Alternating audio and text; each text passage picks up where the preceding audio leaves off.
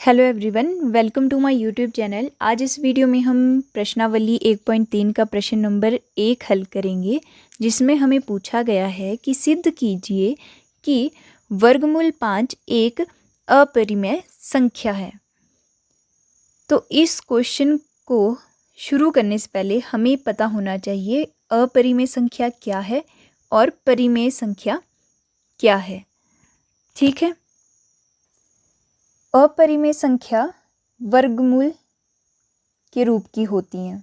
ठीक है, हमने सिंपल सी यही बात यहाँ पे ध्यान में रखनी है। और परिमेय संख्याएं p/q के रूप में होती हैं, मतलब बटे के रूप में होती हैं, जैसे कि 3/5। तो हम बोलेंगे 3/5 एक परिमेय संख्या है। ठीक है, हम इसको बोल सकते हैं परिमेय संख्या कि ये a/b के रूप की होती हैं।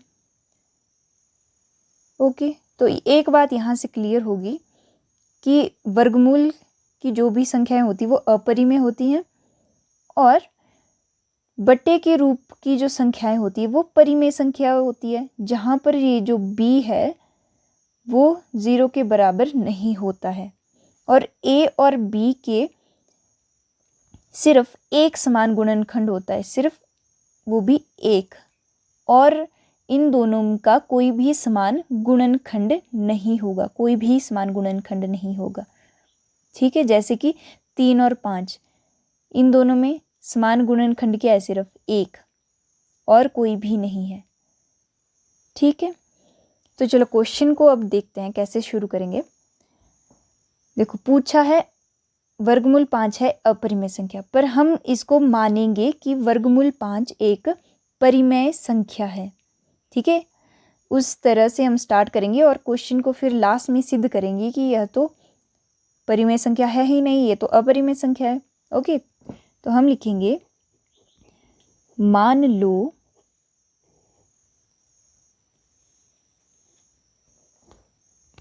वर्गमूल 5 एक परिमेय संख्या है।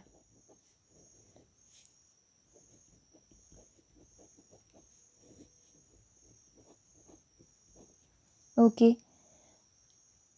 जब हमने वर्गमूल 5 को परिमेय संख्या मान लिया तो मतलब ये जो वर्गमूल 5 है वो बटे के रूप का होगा। तो मान लिया हमने कि ये बराबर होगा a/b के रूप का।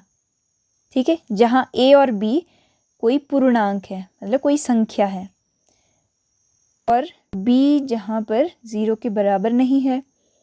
यहाँ पे हम लिख लेंगे यहाँ a और b में एक के अतिरिक्त कोई समान गुणनखंड नहीं है। ठीक है, ये लाइन ज़रूरी है।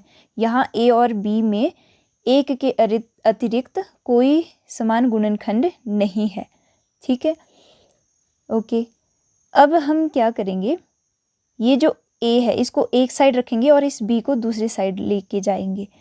तो हम लिखेंगे वर्गमूल 5 b बराबर a। ठीक है, b हमने दूसरी तरफ लेके गए, तो ये बन गया हमारे पास। अब हम दोनों तरफ वर्ग लेंगे। यहाँ पर हम लिखेंगे दोनों तरफ वर्ग लेने पर, वर्ग लेने पर क्या हो जाएगा, यहाँ पर ये इक्वेशन देखो, इसकी घात 2 हो जाएगी और b की घात 2 बराबर a की घात 2। ठीक है, दोनों तरफ हमने वर्ग ले लिया, तो इस 2 से ये वर्गमूल कैंसिल हो जाएगा और हमारे पास यहाँ पे क्या बच जाएगा 5, और ये बच गया b की घात 2 बराबर a की घात 2।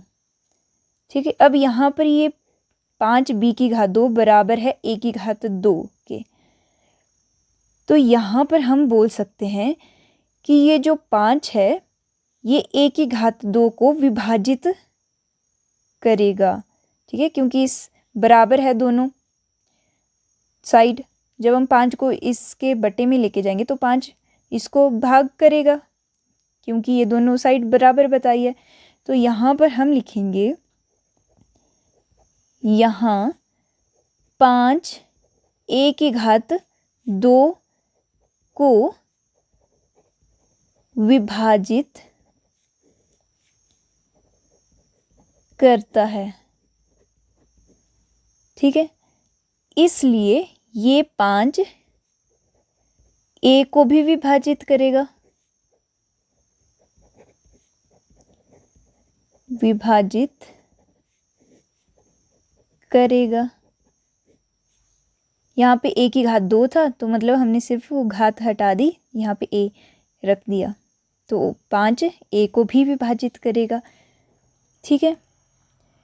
इस इक्वेशन को नाम दे दो इक्वेशन नंबर 1। अब यहाँ पे हम मान लेंगे, मान लो a बराबर है 5 के। जब 5 क्या है a को विभाजित करेगा तो हम मान सकते हैं कि a बराबर हो जाएगा 5 के। तो जब ये आ गया हमारे पास, इसको मान लेंगे हम इक्वेशन नंबर 2, और इसको हम जब इक्वेशन नंबर 1 में डालेंगे तो हमारे पास इक्वेशन 1 क्या बन जाएगी, 5 b की घात 2 बराबर a की वैल्यू कितनी है हमारे पास यहाँ पे 5 के, लिख लेंगे 5 के, और a की घात 2 था तो मतलब 5 के की घात 2 आ जाएगा हमारे पास यहाँ पे, ठीक है, 5 के की घात 2। अब इसको हम यहाँ पर हल करेंगे, ये बन जाएगा 5 की घात 2, 5 5 25 के की घात 2, ठीक है। ये था हमारे पास b की घात 2 और यहाँ पर 5। अब इस 5 को दूसरी तरफ लेके जाएंगे तो क्या बन जाएगा, 5 b की घात 2 बराबर 25/5 हो जाएगा, तो 5 5 25, ठीक है, भाग कर देंगे तो यहाँ पर सिर्फ 5 बच जाएगा हमारे पास, और k की घात 2। ये आ गई हमारे पास इक्वेशन नंबर 3। ओके, तो यहाँ पर हम क्या देख रहे हैं, फिर से ये हमारे पास इक्वेशन 1 की तरह इक्वेशन आ गई। यहाँ पर a था, यहाँ पर b आ गया, तो फिर से इसी तरह से हम 2 लाइनें और लिखेंगे। क्या लिखेंगे कि यहाँ 5 b को विभाजित करेगा, पहले 5 a को विभाजित कर रहा था, अब हम लिखेंगे यहाँ पे कि जो 5 है वो b को विभाजित करता है, क्योंकि ये दोनों साइड बराबर हैं। तो 5 b की घात 2 को विभाजित करता है, ठीक है। इसके बाद वही दूसरी लाइन, इसलिए 5 a को भी विभाजित करेगा, ठीक है, a को नहीं, सॉरी b को आएगा यहाँ पे, ठीक है, b की घात 2 को विभाजित करेगा तो 5 सिंपल b को भी विभाजित करेगा। ओके, अब देखो यहाँ पर इक्वेशन 1, ठीक है, इक्वेशन 1 और इक्वेशन नंबर 3 से हमें क्या मिल रहा है, a का गुणनखंड 5 है, ठीक है, और इक्वेशन नंबर 3 से b का गुणनखंड भी 5 आ रहा है, ठीक है, दोनों का गुणनखंड 5 आ रहा है। जबकि हमने क्या बोला था शुरू में कि a और b में 1 के अतिरिक्त कोई समान गुणनखंड नहीं है, पर यहाँ पे तो 5 निकल रहा है समान गुणनखंड दोनों में, a का भी 5 है और b का भी 5 है, ठीक है। तो यहाँ देखो अब हम क्या लिखेंगे, हम लिखेंगे समीकरण 1 और 3 से a और b का समान गुणनखंड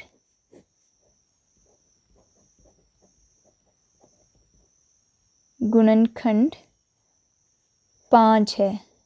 ठीक है, समीकरण 1 और 3 से ए और बी का समान गुणनखंड 5 निकल गया, जो हमारी कल्पना के विपरीत था। हमने बोला था कि 1 के अतिरिक्त कोई भी समान गुणनखंड नहीं होना चाहिए, यहाँ पे 5 निकल रहा है। हम लिखेंगे जो हमारी कल्पना के विपरीत है। ओके, नेक्स्ट लाइन हम लिखेंगे यह विरोधाभास। ठीक है, ये लाइनें हमें लिखनी ही पड़ेंगी। ये विरोधाभास हमारी कल्पना के कारण हुआ है कि वर्गमूल 5 एक परिमेय संख्या है। ठीक है, तो कल्पना के विपरीत आ गया 5 गुणनखंड, तो यह विरोधाभास हुआ एक टाइप से, है ना।